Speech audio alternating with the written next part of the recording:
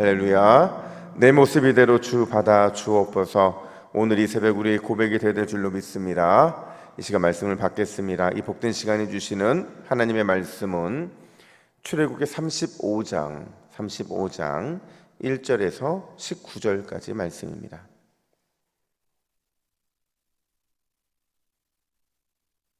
구약 136면 출애굽기 35장 1절부터 19절까지의 말씀, 가장 소중한 것을 기쁨으로 라는 제목으로 말씀을 받겠습니다.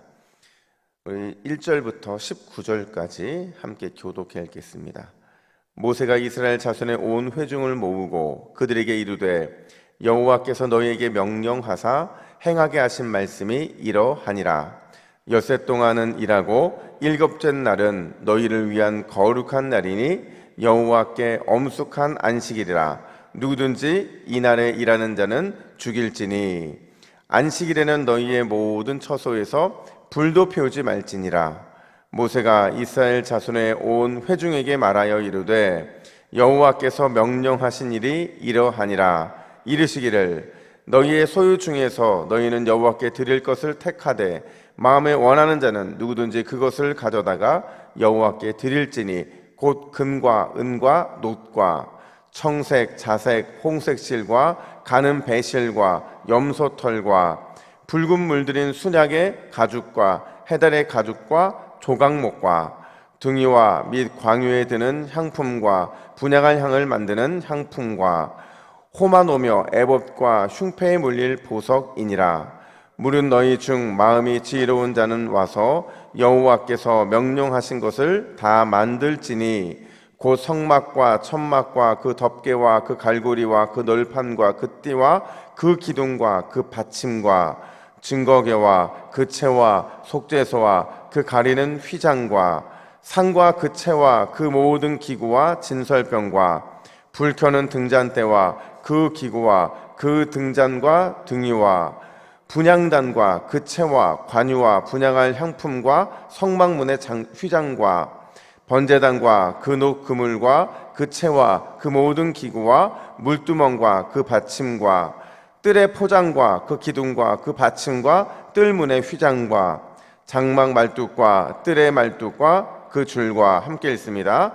성소에 섬기기 위하여 정구아가 만든 옷 곧 제사 직분을 행할 때에 입는 제사장 아론의 거룩한 옷과 그의 아들들의 옷이니라. 아멘. 여러분, 제가 주일날 말씀드렸던 것처럼 출애굽기는 주일날로 일단락이 됐어요. 거기까지 이제 시내산에서 2차로 하나님과 모세의 만난 장면이고요. 오늘 본문을 기점으로 새로운 시작을 알리게 됩니다. 그러니까 이전의 과거를 생각해 보면 그 과거는요, 애굽에서 종살이 하던 그 역사였고 또 금송아지 우상을 만들어 섬겼던 죄의 종이 되었던 역사라고 말할 수가 있어요. 근데 이 과거의 역사가 모세의 중보기도와 하나님과의 언약의 새로운 체결을 통해서 완전히 정리가 되고 이전 것은 다 끝나고 이제 새로운 역사가 시작이 된다라는 겁니다. 그 새로운 역사의 시작을 무엇으로 시작을 하느냐? 바로 성막 제작과 관련돼 있는 내용들로 채워진다는 거예요. 그게 바로 35장부터 40장까지 출애굽기 마지막 때까지 바로 그 역사에 대한 내용이 전개가 되는데요. 특별히 오늘 본문에서 우리가 주목해야 될 부분이 있어요. 그게 뭐냐? 성막 건립이라는 거룩한 일을 앞두면서 그 예물과 봉사자들에 대한 이런 내용을 다루기 이전에 먼저 안식일 규례에 대한 부분들을 지적을 하고 있다는 거예요. 이게 첫 번째 주목해야 될 부분이고요. 또 한 가지 주목해야 될 부분이 뭐냐면 하나님의 사역을 감당할 때, 그러니까 성막을 만들 때나 성막의 모든 것들을 가져오고 또 사용하고 그런 모든 과정들 속에서 하나님이 기뻐하시는 태도가 따로 있더라는 거죠. 그래서 오늘은 이 두 가지를 가지고 한번 살펴볼 텐데요.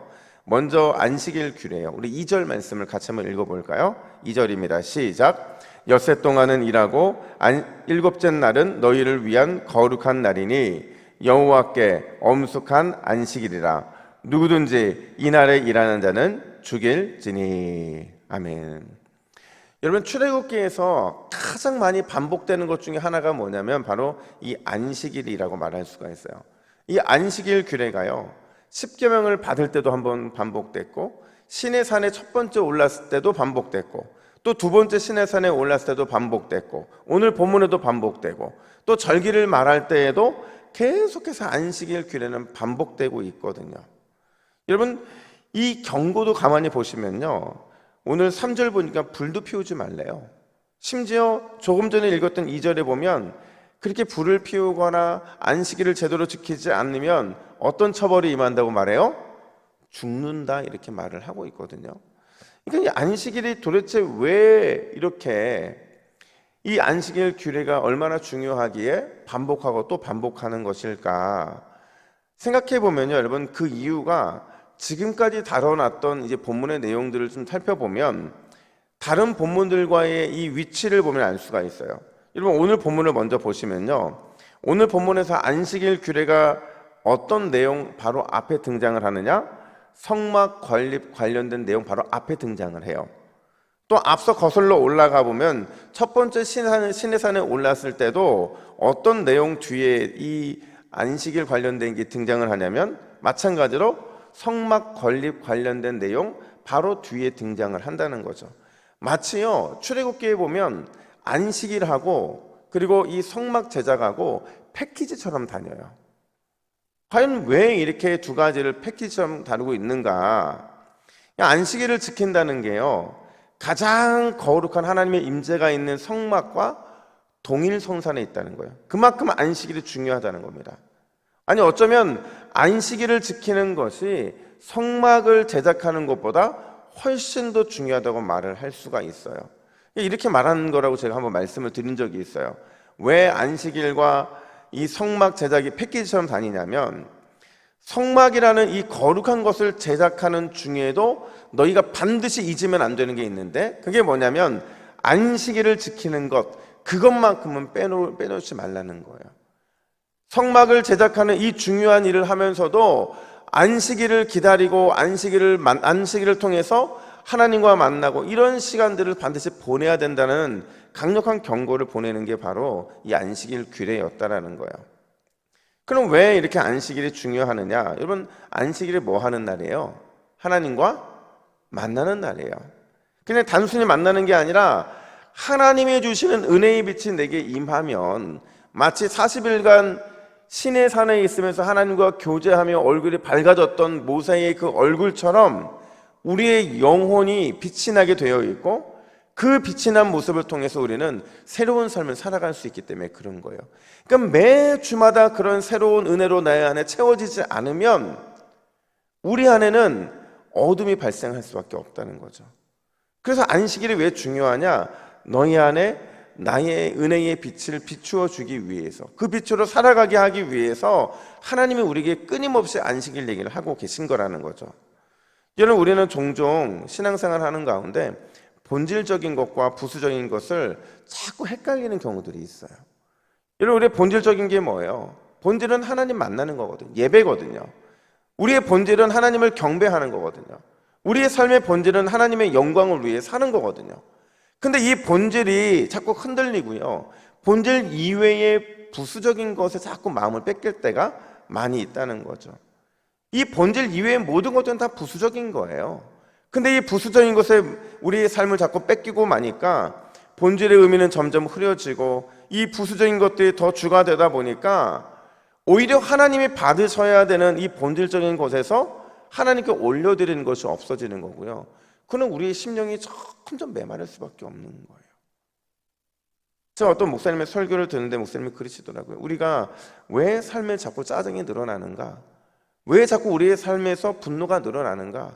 근데 그 사람이 똑같은 신앙생활을 하고 있는데, 어제나 오늘이나 똑같은 신앙생활을 하고 있는데 왜 오늘 우리 심령이 자꾸 이렇게 강팍해지는가? 그 이유가 어디에 있냐면 대부분의 신앙인들이 본질적인 의미를 잃어버리고 자꾸 부수적인 곳에서 하나님의 의를 찾으려 하기 때문에 그렇다는 말씀을 하시더라고요. 맞는 표현이에요. 우리가 본질적인 것에 우리의 마음을 마음을 완전히 들이지 못하잖아요. 그러면 부수적인 것이 우리의 마음을 공격하게 돼 있어요. 이 부수적인 것은 하나님을 기억하기보다 나를 기억하게 만드는 것들이거든요. 여러분, 우리가 그 본질을 놓치지 않기 위해서는 날마다 하나님이 내게 주신 본질적인 사명, 그게 무엇인지를 늘 확인해야 되는 줄로 믿습니다. 하나님이 여러분들 예배자로 부르셨어요. 믿으세요? 하나님이 여러분들이 하나님을 경배하는 경배자로 부르셨어요. 경배자일 뿐만 아니라 영광을 받으시기 위한 영광의 도구로 여러분 부르셨다는 거죠. 이 본질을 잃어버리면 우리는 우리 안에 다른 것으로 자꾸 하나님께 나아가는 거죠. 여러분, 금송아지가 금방 그냥 등장한 게 아니에요. 금송아지 우상 숭배가 왜 진행됐냐면 그들이 하나님이라고 하는 본질을 놓쳤기 때문에, 그 본질을 놓치자 집요하게 사단이 그 마음을 꿰뚫고 들어가서 그들의 마음을 흔들어 놓은 거죠. 여러분, 오늘 이 새벽에 하나님이 우리에게 주시는 본질을 다시 붙잡기를 간절히 축복합니다. 신앙의 본질에 충실하면 하나님이 우리의 삶의 부수적인 것은 덤으로 책임져 주실 거예요. 우리 이 새벽에 가장 중요한 본질은 하나님과 만나는 것인 줄로 믿습니다. 뿐만 아니라 두 번째로, 우리가 하나님을 섬길 때, 그분을 위해 일할 때 하나님이 가장 기뻐하시는 태도, 우리가 너무 잘하는 태도죠. 바로 자원이라는 겁니다. 우리 5절 말씀을 같이 읽습니다. 시작. 너희의 소유 중에서 너희는 여호와께 드릴 것을 택하되 마음에 원하는 자는 누구든지 그것을 가져다가 여호와께 드릴지니. 아멘. 하나님이 원하는 그 마음은 바로 이 자원인데, 이 자원을 뭐라고 표현하느냐? 마음에 원하는 자, 이렇게 표현하고 있어요. 그냥 자발적인 헌신이 아니고요. 이 마음에 원한다라는 게 무슨 뜻이냐? 두 가지 의미가 있는데, 첫 번째는 가장 소중한 것이라는 의미가 있어요. 다시 5절을 보시면 너희 소유 중에서 이렇게 말하고 있거든요. 다른 사람의 소유도 아니고 갖지 못한 그것도 아니고요. 너희의 소유 중에서라고 말하고 있는 건 무슨 의미냐면 너희의 가장 소중하고 너희 가장 아끼고 너희 가장 필요한 것을 하나님께 드려야 한다라는 거예요. 그러니까 이게 뭐냐면요, 내가 필요 없는 거는요, 하나님도 필요 없다, 필요 있다? 필요 없는 거예요. 그러니까 내가 중요하다고 여기지 않는 것은 하나님도 중요하다고 여기지 않으세요. 그러니까 하나님은요, 항상 나의 소중하고 가장 아끼고 가장 필요한 것을 기뻐하신다라는 거죠. 여러분, 누군가의 선물을 받았을 때 그 선물이 여러분들이 감동이 되는 건 뭐예요? 물론 뭐 대단하고 큰 거 감동이 되기도 할 겁니다. 근데 진짜 감동이 되는 건 뭐냐면 그 사람이 그게 얼마나 그 사람에게 소중한 것인지를 알 때 우리는 그게 우리에게 선물로 다가오면 우리에게는 감동이 되는 거예요. 근데 이건 그냥 뭐 줘도 그만 안 줘도 그만인 걸 받잖아요. 그러면 그거는 별로 의미가 없는 거예요. 하나님도 마찬가지라는 거죠. 하나님이 우리에게 가장 원하시는 것은 가장 소중한 나의 그것을 드리는 것을 하나님이 기뻐하신다는 거예요. 이게 바로 첫 번째 원하는 마음, 원하는 자의 뜻이라는 거죠. 여기에 하나가 더 붙여야 되네요. 두 번째가 뭐냐면 즐거운 헌신이라는 의미가 있어요. 여러분, 즐거운 헌신, 두 가지 단어가 쓰였는데 이 단어가 서로 어울리나요? 어울리지 않나요? 안 어울리죠. 즐겁다는 것과 헌신은요, 서로 어울리는 단어가 아니에요. 따라서 이거는요, 우리의 본성을 거슬러야만 일어날 수 있는 일이라는 거죠. 나의 죄된 본성은 헌신과 즐거움을 함께 가지 못하게 하지만 즐거움과 헌신이 함께 갈 수 있는 이유는 이 행위가 바로 우리의 신앙의 행위, 믿음의 행위이기 때문에 그렇다는 거예요. 하나님께 자신의 마음을 드리되 즐거움으로, 온전함으로 헌신해야 된다라는 거죠. 이게 바로 두 번째 원하는 마음에 담긴 의미라는 거예요. 정리합니다. 여러분, 하나님께 가장 소중한 것, 가장 아끼는 것, 가장 필요한 것을 즐거운 마음, 온전한 마음으로 드릴 때 하나님은 우리의 그 원하는 마음, 이 자원하는 마음을 기쁘게 받으시는 줄로 믿습니다. 단순히 헌금 얘기하는 게 아니에요, 여러분. 어떤 봉사를 하든지 단 한마디의 기도를 하든지 단 한 번의 전도를 하든지 가장 소중하고 가장 아끼고 가장 필요한 것을 즐거운 마음으로, 온전한 마음으로 하나님께 드릴 때 하나님이 그걸 기뻐 받으신다라는 거예요. 오늘 새벽도 마찬가지죠. 우리가 하나님께 기도할 때 그냥 일상처럼 똑같이 기도하지 마세요. 오늘은 어제보다 조금 다른 더 소중한 것을 주님 앞에 드리고 가장 아끼는 나의 마음과 시간을 드리고 가장 나에게도 필요한 이 잠을 깨워서라도 기도하고자 하는 마음을 하나님께 즐거운 마음으로 드릴 때 하나님이 우리의 기도에 반드시 응답해 주실 줄로 믿습니다. 그래서 바울은 이 말을 너무 좋아해요. 우리 고린도후서 9장 7절 말씀 같이 읽습니다. 시작. 각각 그 마음에 정한 대로 할 것이요 인색함으로나 억지로 하지 말지니 하나님을 즐겨내는 자를 사랑하시느니라. 아멘. 저는 늘 이 말씀이 저에게 묵상이 돼요. 왜냐하면 무슨 일을 하든지 인색함으로나 억지로 하면 그 열매가 없어요. 뭐든지 그래요. 근데 즐겨내면 하나님이 그걸 통해서 기쁘게 받으시더라고요. 그러니까 기왕 해야 할 거라면, 기왕 자원해야 될 거라면 여러분 이 새벽에 억지와 인색함이 아니라 온전하고 즐거운 마음으로 가장 소중한 것을 하나님께 드리시는 저와 여러분 되기를 간절히 축복합니다. 여러분 기억하세요. 하나님은 우리의 중심을 보시는 분이세요. 우리 함께 기도 제목을 읽겠습니다. 같이 읽습니다. 시작. 주여 본질을 붙잡음으로 거룩한 봉사와 헌신 온전한 수고를 하게 하옵소서. 인색함과 억지가 아닌 온전하고 즐거운 마음으로 자원하여 하나님의 참 기쁨이 되게 하옵소서. 아멘. 이렇게 기도하겠습니다. 하나님 아버지, 오늘 이 새벽에 본질과 비본질을 우리가 온전히 구별할 수 있도록 인도하여 주시옵소서. 우리의 신앙의 본질은 하나님 만나는 것인 줄로 믿습니다. 주님과 영적인 교제를 이루는 것인 줄로 믿습니다.